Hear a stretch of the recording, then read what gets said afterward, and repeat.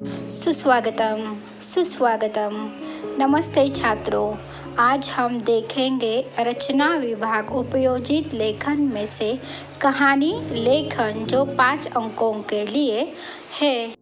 तो छात्रों, हमारे बचपन से हमारी नाना नानी जी, दादा दादी जी, स्कूल के अध्यापक, हमारे मित्र हमें कहानी सुनाते आए हैं। उनका यहाँ पर एक ही मकसद था कि हमारा मनोरंजन हो सके, ज्ञान मिले, सीख मिले, हमारी जिज्ञासा और कल्पना शक्ति के साथ साथ भाषण कौशल्य और क्षमताएं विकसित हो। तो छात्रों, इन्हीं सब बातों को ध्यान में रखते हुए आज हम कहानी लेखन देखेंगे। तो छात्रों, पाठ्यक्रम के आधार पर कहानी लेखन के 3 प्रकार। 1. मुद्दों के आधार पर कहानी लेखन। इसके अंतर्गत घटनाक्रम पर आधारित मुद्दे दिए जाते हैं जिनके आधार पर कहानी पूरी लिखनी होती है। 2. असंबंधबद्ध शब्दों के आधार पर। इसके अंतर्गत कुछ शब्द दिए जाते हैं, उन शब्दों के उपयोग से कहानी का लेखन किया जाता है। तो छात्रों देखो, यहाँ पर कुछ शब्द दिए जाते हैं, उन शब्दों का आपस में संबंध जोड़कर हमें कहानी तैयार करनी है और कहानी लेखन करना है। 3. सुवचन, कहावतों, लोक उक्तियों के आधार पर कहानी लेखन। तो छात्रों, इसके अंतर्गत कहावतें, सुवचन, लोक उक्तियाँ और मुहावरों पर कहानी लिखी जाती है। तो छात्रों, यहाँ पर ध्यान रखने वाली एक ही बात है कि हमें कहावतें, मुहावरे, सुवचन दिया जाता है, उसी के आधार पर हमें कहानी पूरी करनी होती है। छात्रों, कहानी लिखते समय निम्नलिखित बातों को ध्यान में रखिए। रूपरेखा के आधार पर कहानी लिखने से पहले रूपरेखा 2 या 3 बार मन में पढ़ लेनी चाहिए। तो छात्रों, ध्यान रहे कि जो भी मुद्दे दिए जाते हैं उसे हमें 2-3 बार मन में ही पढ़ लेना चाहिए ताकि हम उसकी रूपरेखा तैयार कर सके। भाषा सरल तथा मुहावरेदार होनी चाहिए। हर वाक्य पूर्णतः से लिखो। तो छात्रों, जो भी हम कहानी लिखने जा रहे हैं उसकी भाषा सरल होनी चाहिए और वह बीच बीच में वहाँ पर जहाँ आवश्यक हो वहाँ पर मुहावरे भी डाल देने आवश्यक है।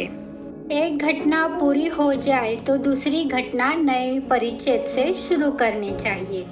कहानी लिखने के साथ साथ उसका शीर्षक पूछा जाता है। अंततः शीर्षक ऐसा देना चाहिए जो कथा वस्तु को व्यक्त करता हो। तो छात्रों, सबसे आवश्यक बात यह है कि हम जो भी कहानी लिखते हैं उसे शीर्षक जो है, नाम जो है, देना बहुत ज़रूरी है। उसके लिए अंक निश्चित किए गए हैं। कहानी के प्रसंगानुसार वातावरण का निर्माण होना चाहिए। जैसे यदि गांव की घटना हो तो गांव का ही रोचक और सही वर्णन अपेक्षित है।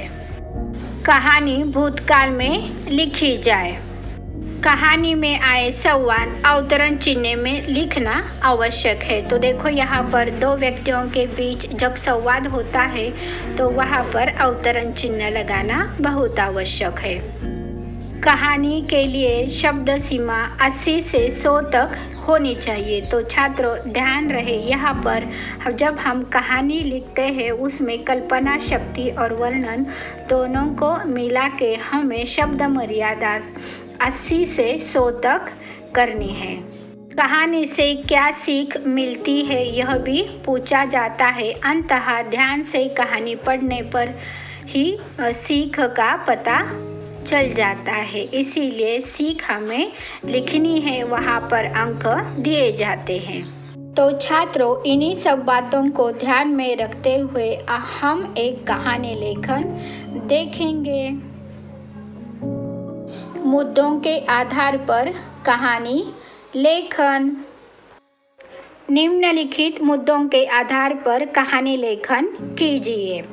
शरारती चरवाहा रिक्त स्थान, झूठ बोलने की आदत रिक्त स्थान, चिल्लाना कि शेर आया रिक्त स्थान, किसानों का दौड़ कर आना रिक्त स्थान, चरवाहे द्वारा रिक्त स्थान, किसानों का मजाक उड़ाना रिक्त स्थान, 3-4 बार ऐसे ही करना रिक्त स्थान, सचमुच शेर का आना रिक्त स्थान, मदद के लिए कोई ना आना।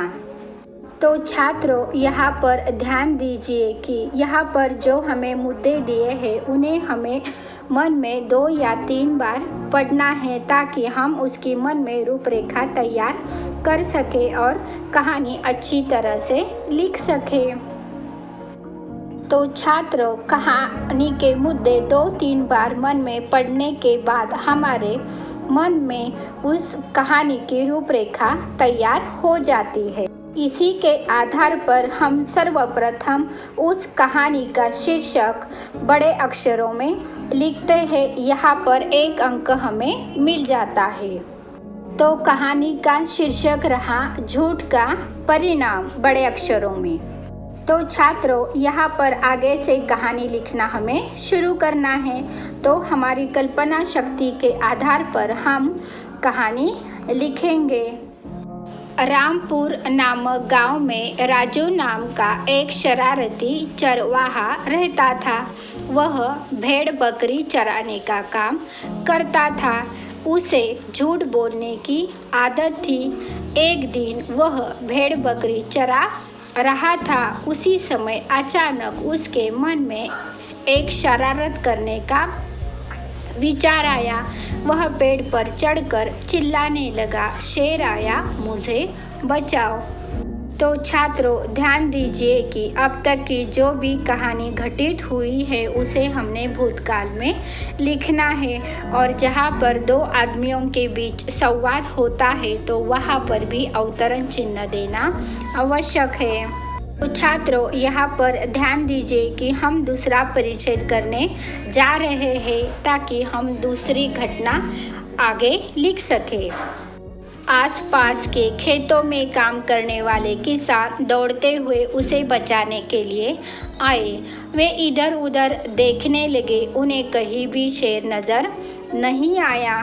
उन्हें इस तरह अचंभित देख पेड़ पर बैठा राजू जोर जोर से हंसने लगा। किसान अपना मुंह लिए चले गए। कुछ दिन बाद फिर राजू ने यह शरारत दोबारा की। किसान फिर आए और दुखी होकर चले गए। छात्रों, यहाँ पर और एक परिच्छेद करना है उसका परिणाम लिखने के लिए। इस तरह राजू ने कई बार अपनी शरारत से लोगों को तंग किया। एक दिन सचमुच शेर आ गया। वह मारे भय के जोर जोर से चिल्लाने लगा, बचाओ बचाओ, शेर आया, शेर आया। लेकिन इस बार कोई किसान उसकी मदद के लिए नहीं आया। शेर राजू को मार कर खा गया। उसे झूठ बोलने का फल मिल गया। तो छात्रों, यहाँ पर हमारी कहानी समाप्त हो जाती है, लेकिन हमें इसकी सीख यहाँ पर आवश्यक लिखनी है जो इस प्रकार है। तो छात्रों, यहाँ पर सीख शब्द सिर्फ हमें बड़े अक्षरों में लिखना है। आगे इस तरह लिखना है। इस कहानी से हमें यह सीख मिलती है कि हमें हमेशा सच बोलना चाहिए। ध्यान रहे, सीख हमें लिखनी है, उसके लिए 1 अंक हमें मिलता है। तो छात्र ध्यान रहे, शीर्षक को 1 अंक है। हम कहानी का विस्तार जिस तरह से करते हैं उसे 3 अंक है और सीख को 1 अंक है। इस तरह से हमें कुल मिलाकर 5 अंक आसानी से मिल जाते हैं। 2. असंबंधबद्ध शब्दों के आधार पर कहानी लेखन। निम्नलिखित शब्दों के आधार पर कहानी लेखन: स्त्री, अन्न, पत्थर, चोरी, महात्मा, न्याय। तो छात्रों, ध्यान रहे, इन सब शब्दों को आपस में संबंध जोड़कर हमें कहानी लिखनी है।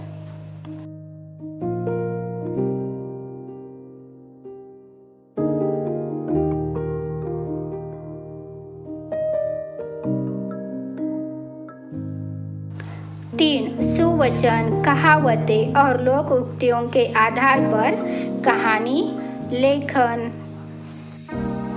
दिए गए सुवचन के आधार पर कहानी लेखन कीजिए। 1. जैसी करनी वैसी भरनी। छात्र ध्यान रहे, यहाँ जो भी सुवचन, कहावतें, लोक उक्तियाँ दी जाती है उसे अपने कल्पना शक्ति के आधार पर पूरी करनी है। यहाँ पर शीर्षक और सीख लिखना आवश्यक है।